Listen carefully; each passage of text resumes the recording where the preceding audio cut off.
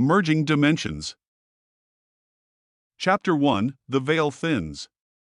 Amelia Blackwood had always been able to see ghosts. For as long as she could remember, translucent figures had drifted at the edges of her vision, whispering words that only she could hear. As a child, she thought everyone could see them. It wasn't until her parents sent her to a psychiatrist at age 8 that she realized her ability was unique and not necessarily welcome. Now, at 32, Amelia had learned to live with her gift. Or curse, depending on how you looked at it. She kept her interactions with spirits to a minimum, only reaching out when absolutely necessary. Her day job as a librarian allowed her to live a quiet, normal life. At night, she occasionally helped lost souls move on or assisted the police with cold cases. But she was careful. Discreet. The last thing she wanted was to draw attention to herself or her abilities. That all changed on an unseasonably warm September evening. Amelia was walking home from work, enjoying the golden light of the setting sun, when she felt it. A shift in the air. A thinning of the veil between worlds. The spirits around her, usually faint and ethereal, suddenly snapped into sharp focus. Their voices, normally distant whispers, rang out clearly. She stumbled, overwhelmed by the cacophony of spectral voices. A man in a fedora tipped his hat to her as he strolled by. "Lovely evening, isn't it?" he said cheerfully. Amelia gaped at him. He was clearly a spirit, she could see right through him, and yet his voice was as clear as any living person's. And he seemed to be fully aware of his surroundings, interacting with the physical world in a way she'd never seen before. All around her, spirits were becoming more solid, more present. A woman in a 1950s dress window shopped, pressing her nose against the glass. Two young boys chased each other down the sidewalk, laughing. To anyone else, they would have looked like normal people. But Amelia knew better. She quickened her pace, eager to get home where she could process what was happening. As she hurried down the street, more and more spirits appeared. They seemed confused, disoriented. Many didn't appear to realize they were dead. "Excuse me," a man in a business suit said, grabbing her arm. His hand felt ice cold. "Can you tell me how to get to the train station? I'm late for an important meeting." Amelia gently extracted herself from his grip. "I'm sorry," she said. "The train station closed years ago. And I think you might want to take a moment to consider your current state." The man frowned at her, perplexed. Then understanding dawned in his eyes and he looked down at his translucent form. "Oh," he said softly. "Oh, I see." He faded away, leaving Amelia alone on the sidewalk. By the time she reached her small apartment, Amelia was shaken. Nothing like this had ever happened before. The spirits had never been so numerous, so solid, so aware. Something fundamental had changed in the fabric of reality. She collapsed onto her couch, mind racing. What did this mean? How long would it last? And most importantly, what was she supposed to do about it? As if an answer to her unspoken questions, her phone rang.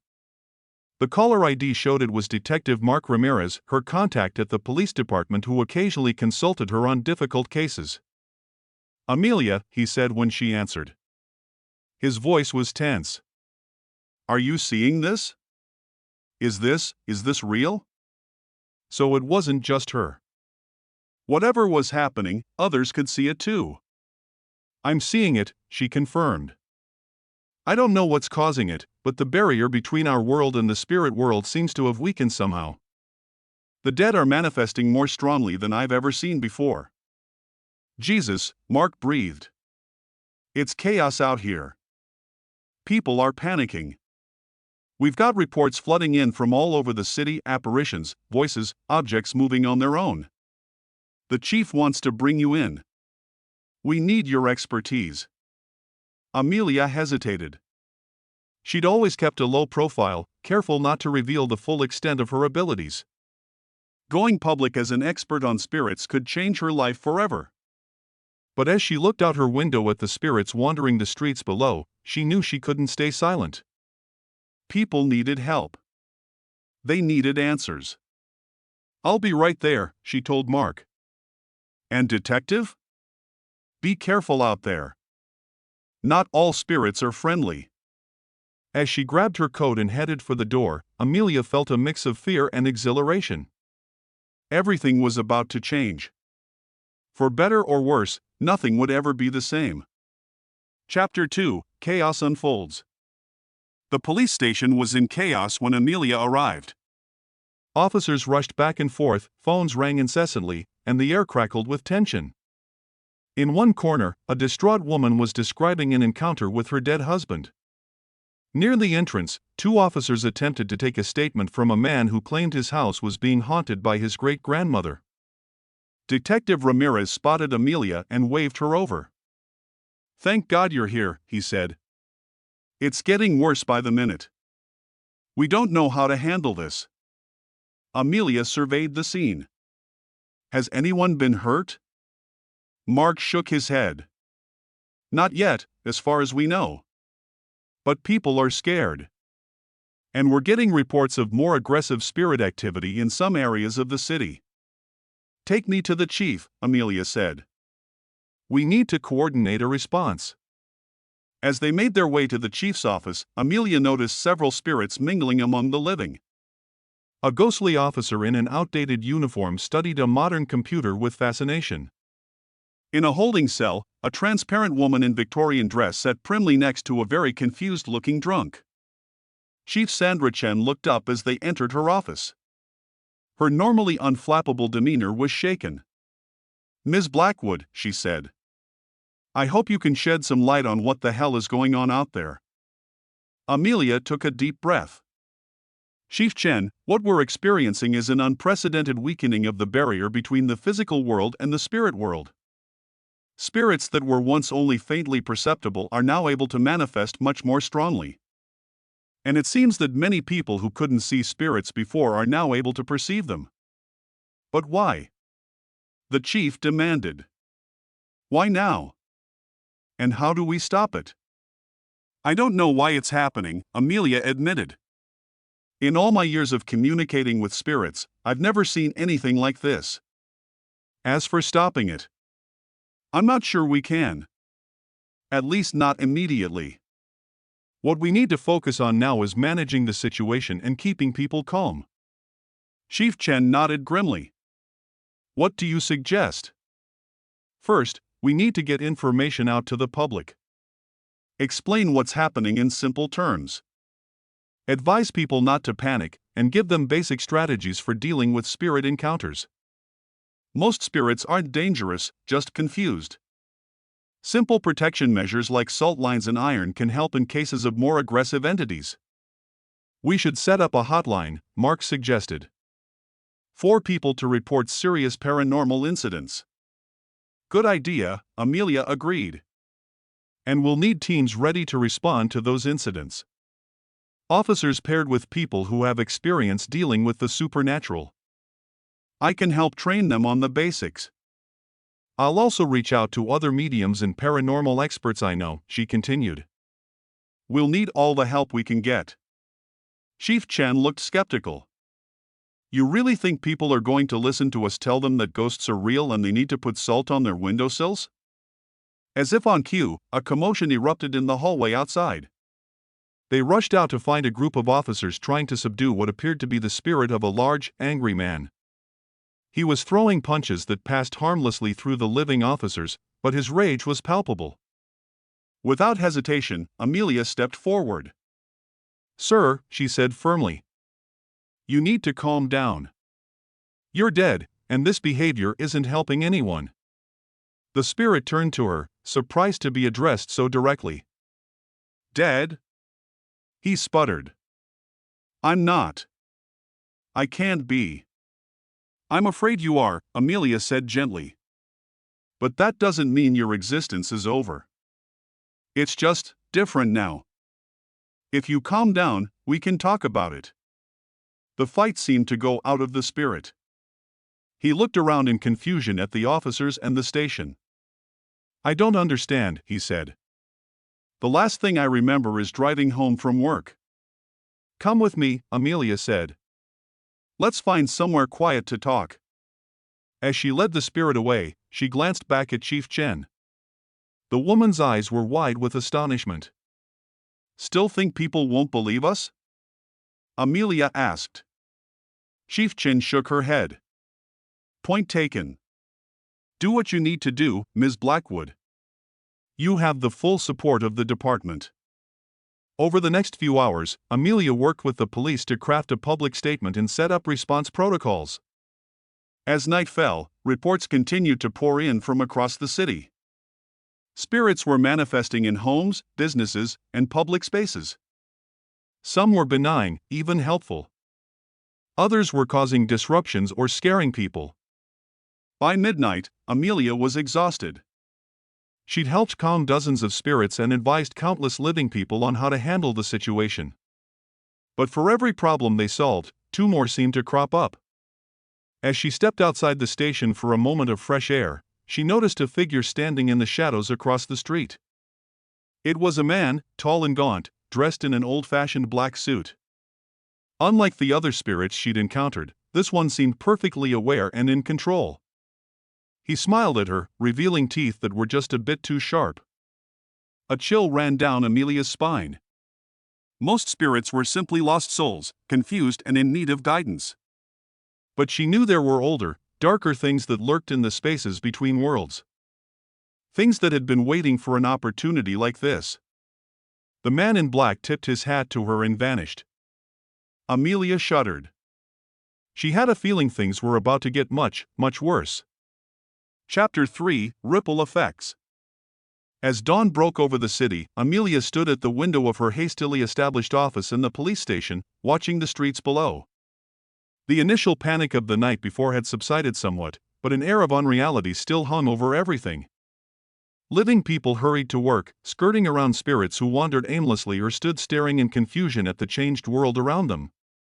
News vans lined the streets, reporters doing live broadcasts about the paranormal phenomenon gripping the city. Amelia knew similar scenes were playing out in cities and towns across the country, across the world. Whatever had caused the weakening of the veil between worlds, it wasn't limited to just one location. Her phone buzzed with a text from her friend Zoe, a fellow medium who lived on the other side of the country. You seeing this too? The message read. It's crazy here. Spirits everywhere. Got any idea what's going on? Amelia typed back quickly, same here. No idea of the cause yet. Be careful, not all the spirits are friendly. Call me when you can.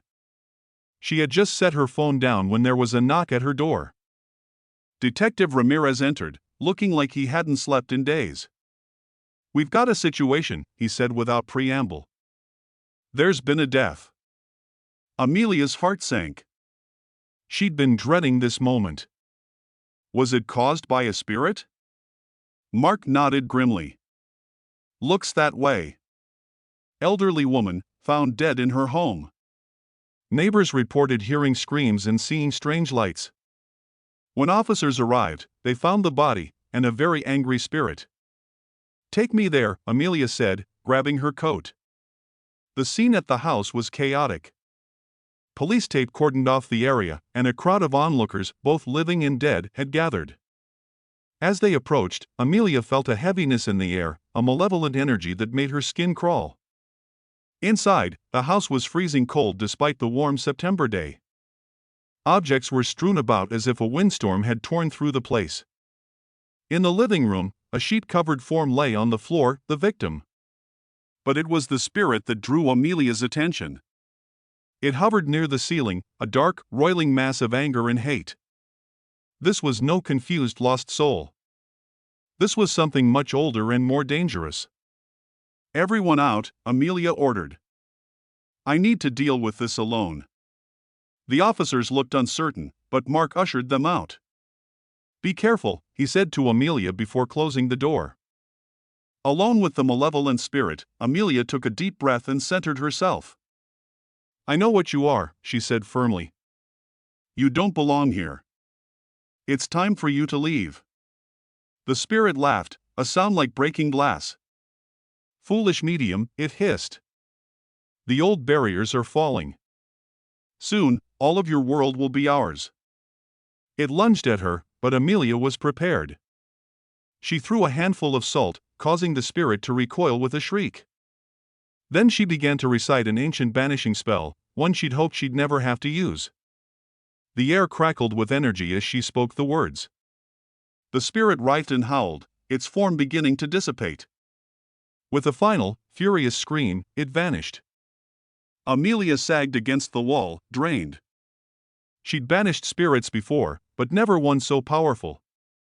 As she caught her breath, she noticed something on the floor near the victim's body, a small, strange symbol drawn in what looked like ash. She took a picture with her phone, then let the officers back in.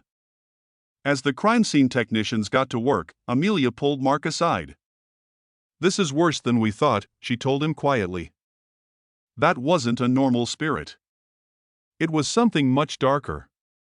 And I have a feeling it's not the only one. Mark ran a hand through his hair. Christ. What do we do? We need to step up our efforts, Amelia said. More training for officers. Public education about protective measures. And I need to reach out to some specialized contacts. Specialized how? Mark asked warily. Amelia gave him a grim smile. Let's just say there are people out there who have been preparing for something like this for a long time. People with knowledge and skills that we're going to need. As they left the house, Amelia's phone rang. It was Zoe. Amelia, her friend's voice was tense. Are you seeing the news? It's not just spirits. There are reports coming in of other things. Creatures. Things that shouldn't exist. Amelia closed her eyes, feeling the weight of what was to come settling on her shoulders. I was afraid of that, she said. Zoe, listen carefully. I need you to contact everyone you know with abilities like ours. Tell them to be on guard. Something big is coming, and we need to be ready. As she hung up, Amelia looked out at the city. Spirits drifted through the streets, growing more numerous by the hour. In the distance, storm clouds were gathering, unnaturally dark and roiling with strange energies. The veil between worlds wasn't just thinning, she realized. It was tearing apart. And through those tears, things were coming that defied imagination. The boundary between life and death, between reality and nightmare, was crumbling. And somehow, she had to find a way to hold it all together. Chapter 4: Allies and Enemies. The next few days passed in a blur of activity. Amelia barely slept, dividing her time between advising the police, helping lost spirits, and researching the symbol she'd found at the murder scene. She'd called in every favor she had, reaching out to contacts in the paranormal community across the country. Slowly, a network was forming. Mediums, psychics, occultists, and others with supernatural abilities were coming together, sharing information and resources. It wasn't a moment too soon. Reports were coming in from around the world of escalating paranormal activity. Spirits were only the beginning. There were sightings of creatures from folklore and legend, some benign, others decidedly not. Governments were struggling to maintain order. The scientific community was in an uproar, trying to explain the inexplicable. Religious leaders offered conflicting interpretations of what was happening. And through it all, the barrier between worlds continued to weaken. On the fourth day after what was now being called the thinning, Amelia finally got a lead on the symbol. An old contact, a professor of occult studies named Dr. Elena Vasquez, called with information. It's ancient, Elena said, her voice crackling over the phone. Predates most known civilizations. It's called the Seal of Mergence. According to legend, it's used in rituals to thin the boundaries between dimensions. Amelia felt a chill run down her spine. So this wasn't an accident. Someone did this deliberately. It appears so, Elena confirmed. And Amelia, the texts say that once the process begins, it's very difficult to reverse. The longer it goes on, the harder it becomes to separate the worlds again. After thanking Elena and hanging up, Amelia sat back in her chair, mind racing. Who would want to merge the spirit world with the physical world? And why? Her thoughts were interrupted by a commotion outside her office. She opened the door to find Detective Ramirez arguing with a tall, imposing man in a black suit. "I don't care who you are," Mark was saying. "You can't just barge in here and dash." "It's all right, Detective," the man cut in smoothly. He turned to Amelia, fixing her with an intense gaze. "Ms. Blackwood. A pleasure to finally meet you. I'm Agent Daniel Cross, Department of Paranormal Affairs." Amelia blinked in surprise. "I wasn't aware such a department existed." Cross smiled thinly. "That was rather the point. Until now, we've operated in utmost secrecy. But given recent events, we've been authorized to come out of the shadows, so to speak." He produced a badge that looked official, though Amelia had never seen its like before. "We've been monitoring your work, Ms. Blackwood. Impressive, given your limited resources. But now it's time for the professionals to take over." Amelia bristled at his condescending tone. "With all due respect, Agent Cross, I've been dealing with spirits my entire life. I'm not sure how much more professional one can get." Cross waved a hand dismissively. "Dealing with the occasional lost soul is one thing.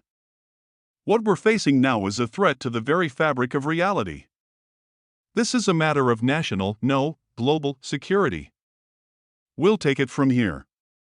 "Now wait just a minute," Mark interjected. "Amelia's been invaluable to our efforts. You can't just push her aside." "I'm afraid I can, Detective," Cross said coldly.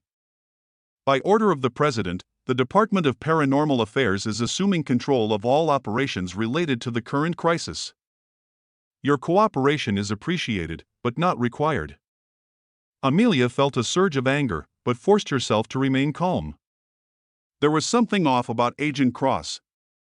His aura was strange. Clouded in a way she'd never seen before. "If you've really been monitoring the situation," she said carefully, "then you know how quickly things are escalating. Surely you could use all the help you can get?" Cross studied her for a long moment. "Perhaps you're right," he conceded finally. "Very well, Ms. Blackwood. You may continue your work, under our supervision. But make no mistake, we're in charge now." As he turned to leave, Amelia called out, "Agent Cross? What do you know about the Seal of Mergence?" Cross froze for a split second before turning back. "I'm not familiar with the term," he said smoothly. But Amelia saw the flicker of recognition in his eyes. He was lying. After Cross left, Mark turned to Amelia. "I don't trust that guy," he said. "Neither do I," Amelia agreed. "Something's not right. We need to be careful." Over the next few days, Amelia continued her work, but now under the watchful eye of Agent Cross and his team. They set up a command center in the police station, bringing in high-tech equipment and teams of stern-faced operatives. Amelia couldn't shake the feeling that Cross and his people were hiding something. They seemed less interested in helping spirits or protecting the public than in gathering data. She often caught them having hushed conversations that stopped abruptly when she approached. Meanwhile, the situation in the city was growing more chaotic. The initial wonder at seeing deceased loved ones had given way to fear as more malevolent entities began to appear. Reports of possessions and violent hauntings were on the rise. And it wasn't just spirits anymore. People were seeing other things, creatures out of myth and nightmare. A giant, wolf-like beast was spotted in the park. Strange lights and unexplained phenomena were becoming commonplace. Through it all, Amelia worked tirelessly. She helped families deal with spectral visitors, banished harmful entities, and tried to maintain some semblance of order. But she was also quietly investigating on her own, trying to uncover the truth behind the Seal of Mergence and Agent Cross's mysterious department. One evening, as she was leaving the station after another long day, she felt a familiar chill. The man in the old-fashioned black suit was back, standing across the street. This time, he beckoned to her. Against her better judgment, Amelia crossed the street. Up close, she could see that the man's eyes were completely black, like pools of ink. "Who are you?" she demanded. "What do you want?" The man smiled, revealing those two sharp teeth. "A pleasure to finally speak with you, Amelia Blackwood. You may call me Mr. Vale. And as for what I want, why, the same thing you do." Answers. Amelia tensed, ready to defend herself if necessary. "You're not human," she said. It wasn't a question. Mr. Vale chuckled. "Perceptive. No, I'm not human. I'm something in between. A guardian of sorts, you might say. Of the boundaries between worlds." "Then why aren't you trying to stop this?" Amelia asked. Mr. Vale's expression turned grim. "Because this is beyond my power to stop. The Seal of Mergence is an ancient and terrible magic. Once activated, it can only be undone by mortal hands." He leaned in close, his voice dropping to a whisper. "Be wary, Amelia Blackwood. Not all is as it seems. Those who claim to protect may in fact be the greatest threat.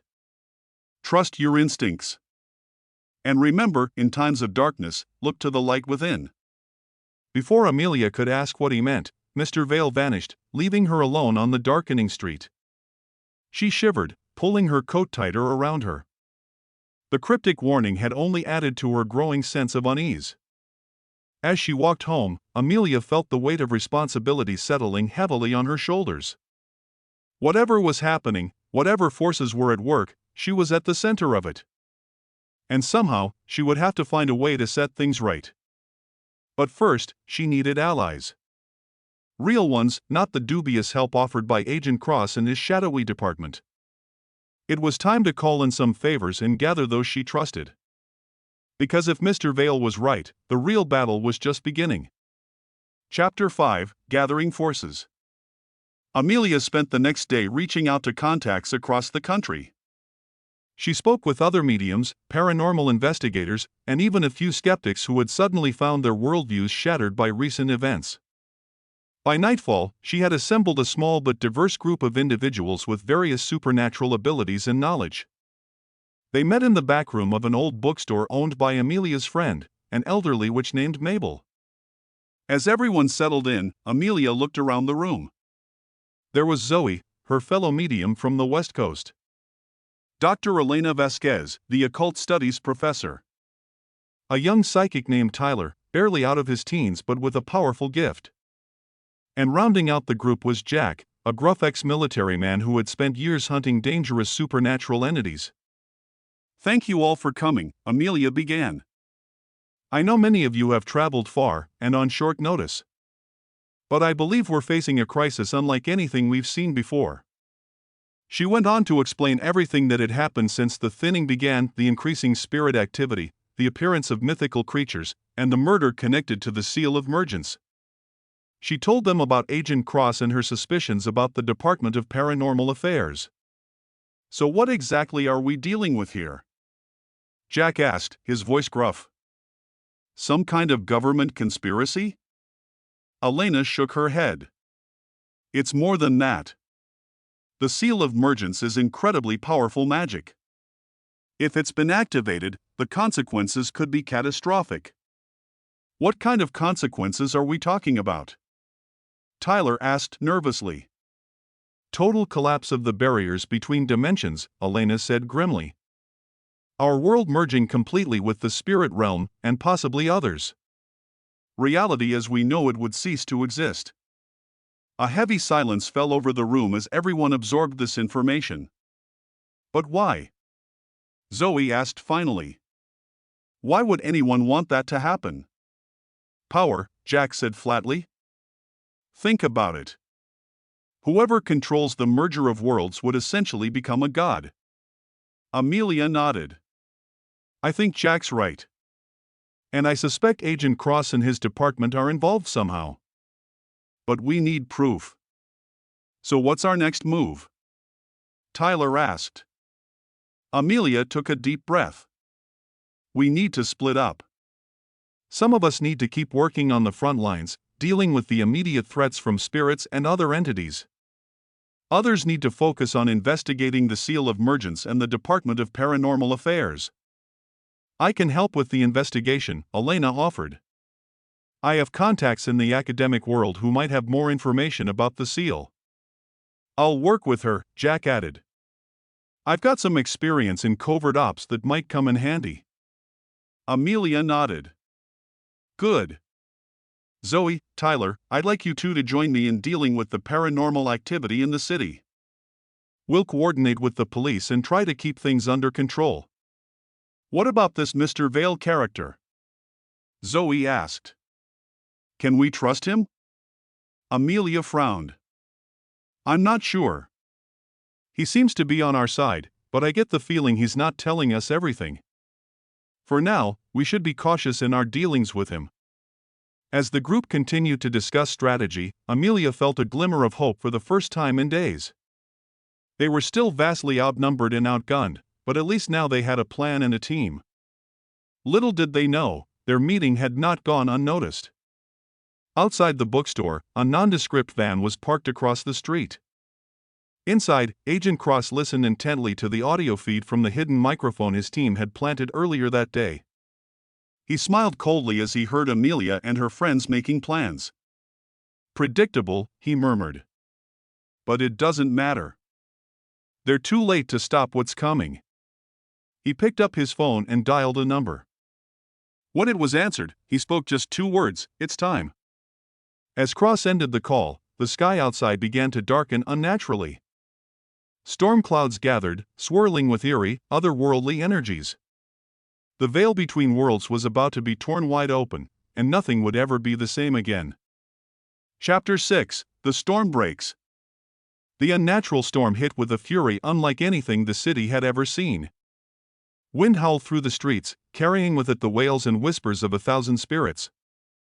Lightning crackled across the sky in impossible colors, deep purples, sickly greens, and blazing crimsons that left afterimages burned into the retinas of those who dared to look. Amelia and her team sprang into action. They split up, each taking a section of the city to try to mitigate the chaos. Amelia found herself in the downtown area, where the concentration of spirits was thickest. Ghostly figures filled the streets, more solid and present than ever before. Many were confused and frightened, unable to understand what was happening to them. Others were angry, lashing out at the living in frustration and fear. Amelia worked tirelessly, moving from spirit to spirit. She calmed the confused, reasoned with the angry, and when necessary, banished the truly dangerous. But for every spirit she helped, it seemed 2 more appeared. Her phone buzzed constantly with updates from her team. Zoe was dealing with a poltergeist at the hospital. Tyler had his hands full with a group of Civil War-era soldiers who thought they were still fighting. And Jack reported that he and Elena had found a lead on the Department of Paranormal Affairs, but needed more time to investigate. As the night wore on, Amelia began to notice a pattern. The spirits were becoming more agitated, more powerful. And they all seemed to be moving in the same direction, toward the center of the city. She followed the flow of spirits, pushing against the ethereal current. As she neared the city center, she saw something that made her blood run cold. In the middle of the main square, a massive symbol was being etched into the ground by an unseen force. It was the Seal of Mergence, but on a scale she'd never imagined possible.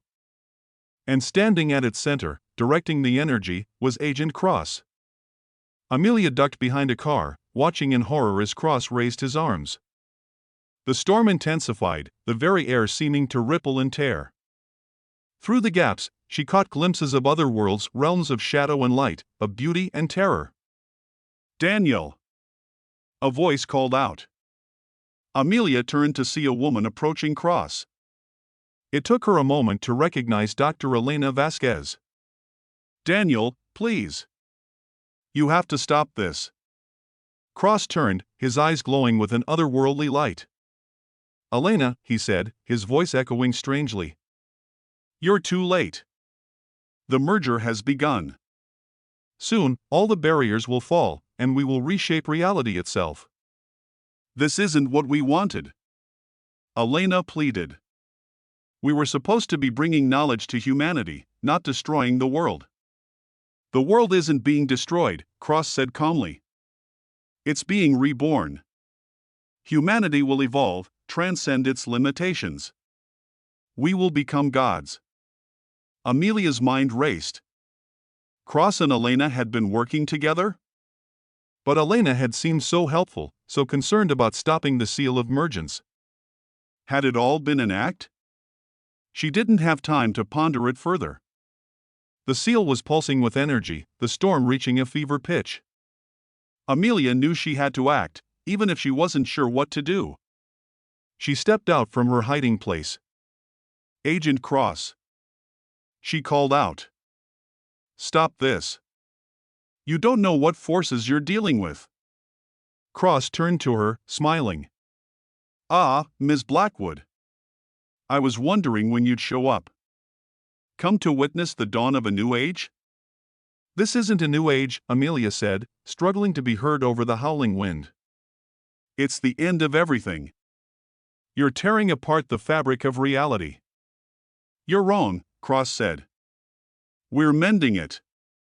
Bringing all the fragmented pieces of existence back together. Don't you see? This is what you've been preparing for your whole life, Amelia.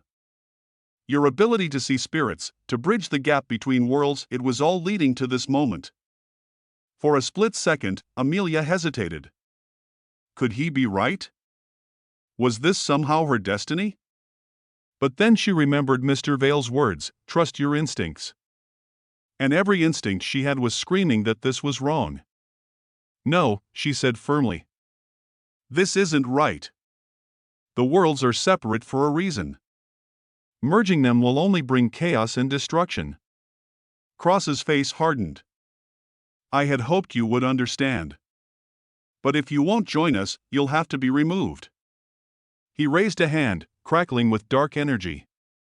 But before he could strike, a familiar voice rang out. That's quite enough of that, I think.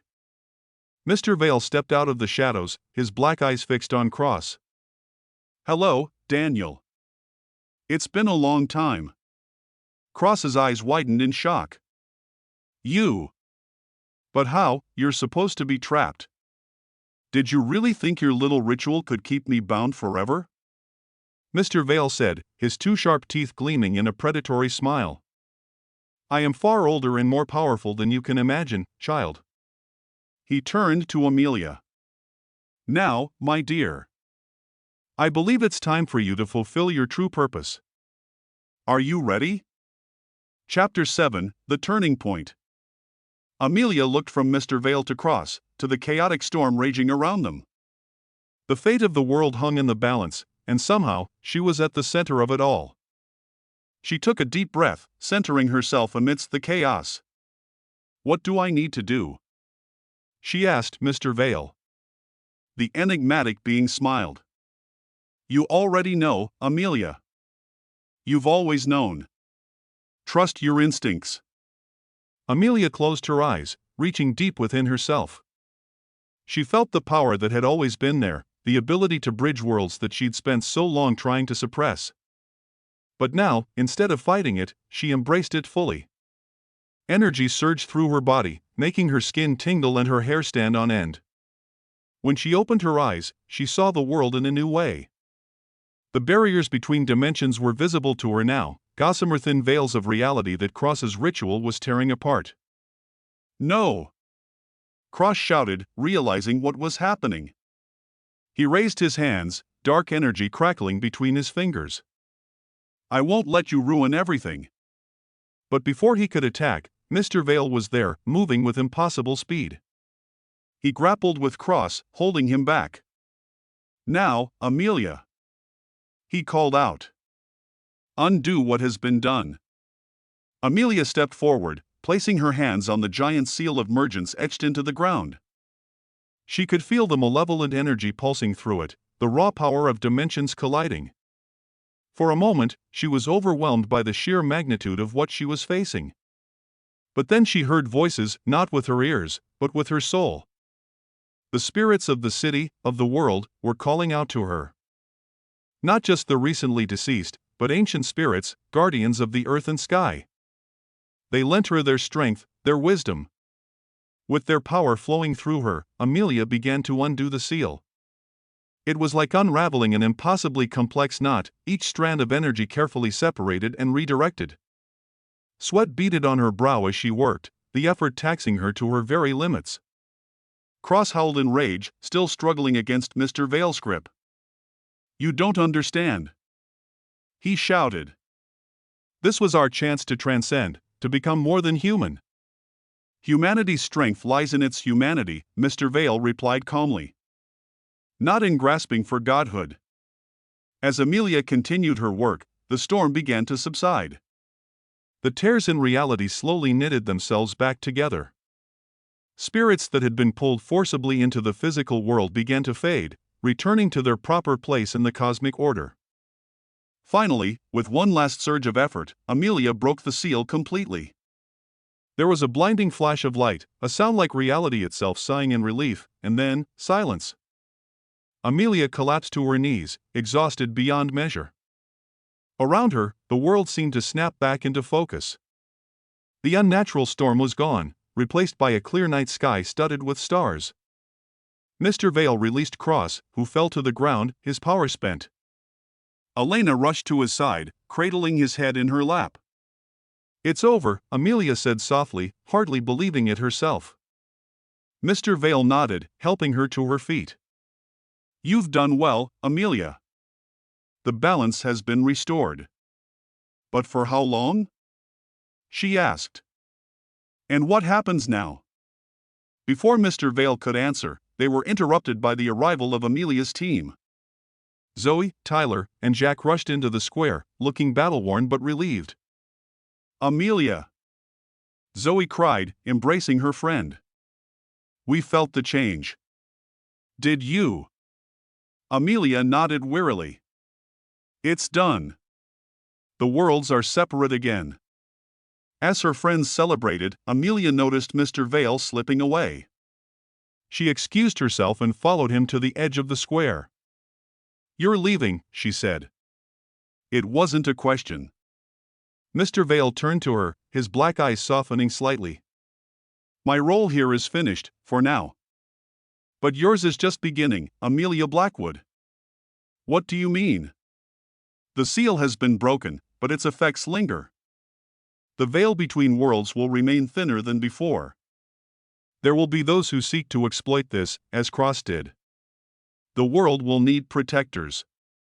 Guardians who understand the delicate balance between realms." Amelia's eyes widened as she realized what he was saying. "You want me to?"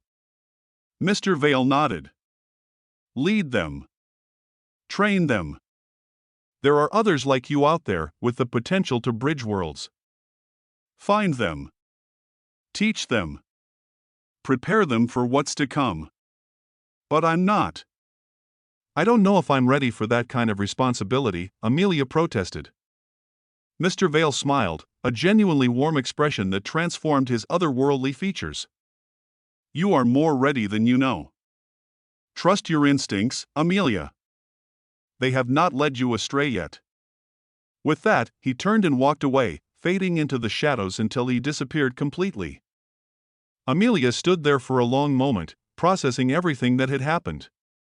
When she turned back to her friends, she saw them looking at her expectantly. "So," Jack said, breaking the silence. "What's our next move, boss?" Amelia took a deep breath, feeling the weight of her new responsibility settling on her shoulders. But along with it came a sense of purpose, of rightness.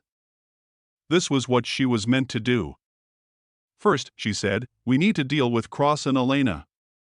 Then we need to start reaching out to others with abilities like ours. There's a lot of work to do." As her team nodded in agreement, Amelia looked out over the city. The world had changed irrevocably tonight.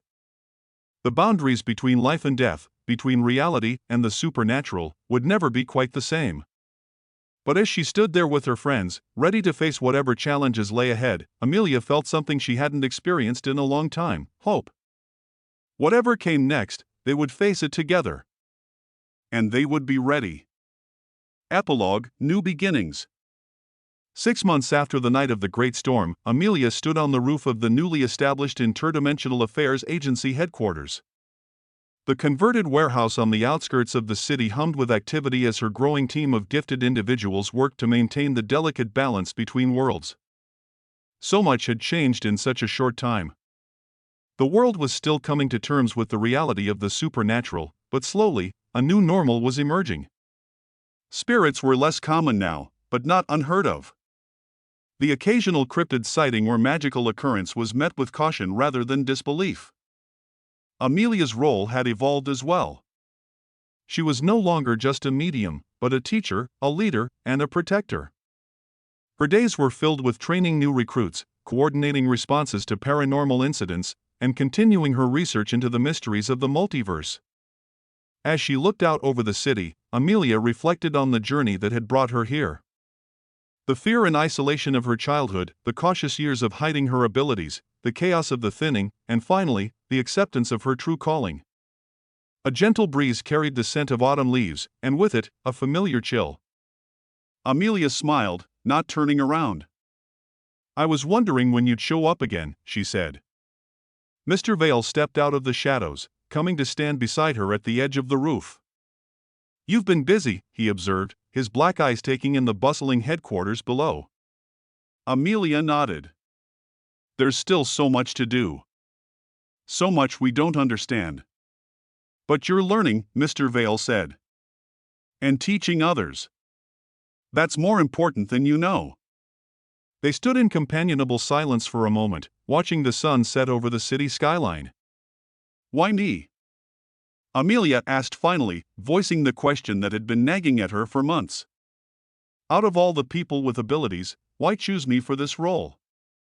Mr. Vale turned to her, his ageless face serious. "Because you understand balance, Amelia. You've walked the line between worlds your entire life. You know the importance of boundaries, but also of connection. That understanding is rare and precious."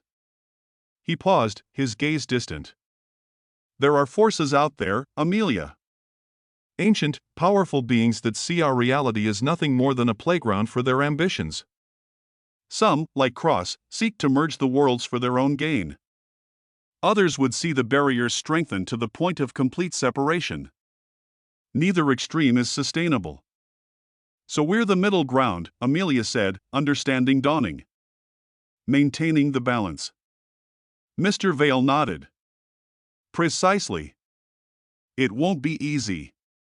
There will be challenges ahead that will test you in ways you can't imagine. But I have faith in you, Amelia Blackwood. In you, and in the team you're building." Amelia felt a swell of emotion, gratitude, determination, and a touch of fear at the magnitude of the task before her. But underneath it all was a sense of rightness, of purpose. "Thank you," she said softly. "For everything." Mr. Vale smiled, his two sharp teeth glinting in the fading light. "Don't thank me yet. Your journey is just beginning." With that, he faded away, leaving Amelia alone on the roof. But she didn't feel alone. She could sense her team below, feel the pulse of the city around her, and even catch whispers from beyond the veil. She took a deep breath, squaring her shoulders. Whatever challenges lay ahead, whatever forces threatened the delicate balance between worlds, she would be ready. They would be ready. As the last light of day faded, Amelia turned and headed back inside. There was work to be done, a team to lead, and a multiverse to protect. The boundary between life and death, between the mundane and the miraculous, had been forever changed.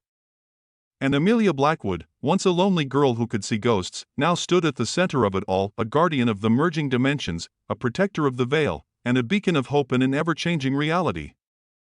The sun set on one chapter of her life, but the dawn of a new adventure was just beginning.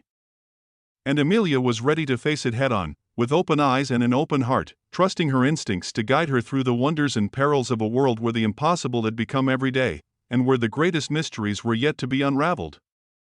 As she rejoined her team, Amelia felt a surge of excitement for the future. The merging of dimensions had brought challenges, yes, but also opportunities. To learn, to grow, to connect in ways never before possible.